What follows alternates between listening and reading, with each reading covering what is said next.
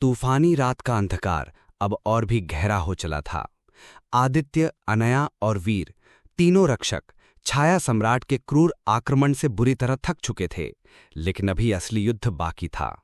जब छाया सम्राट ने अंतिम वार करने के लिए अपनी तलवार उठाई, तभी धरती कांपने लगी। आकाश में गहरा भंवर बना और वहां से एक रहस्यमयी स्त्री प्रकट हुई। उसकी आंखों में ज्वाला थी और उसके चारों ओर एक घना धुआं था। मैं वो हूं जिससे छाया जन्मी। उसकी आवाज गूंजती रही, जैसे पहाड़ों से टकरा कर आती हो।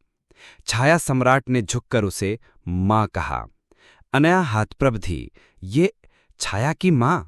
लेकिन वह तो जादुई किताब की शिल्पकार कही जाती है। रहस्य खुलने लगा। यही वो स्त्री थी जिसने सदियों पहले जादुई किताब रची थी, लेकिन उस ज्ञान की शक्ति ने उसे ही अंधकार की ओर मोड़ दिया था। उसने कहा, ये किताब मेरे दुख का परिणाम है और अब समय आ गया है उसे समाप्त करने का।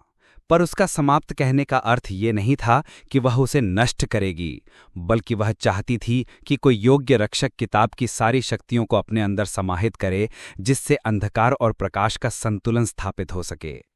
आदित्य सामने आया। उसकी हथेली में किताब की वही सुनहरी लिपि चमक उठी और मां मुस्कुराई। तुम तैयार हो, वह बोली। लेकिन तभी छाया सम्राट की आंखें लाल हो गईं। मां, तुम मुझे मिटा दोगी? एक अंतिम युद्ध अब मां और पुत्र के बीच शुरू होने वाला था। प्रकाश बनाम छाया। आगे क्या होगा? क्या किताब अब नष्ट होगी या पुनर्जीवित? क्या आदित्य उसका नया संरक्षक बनेगा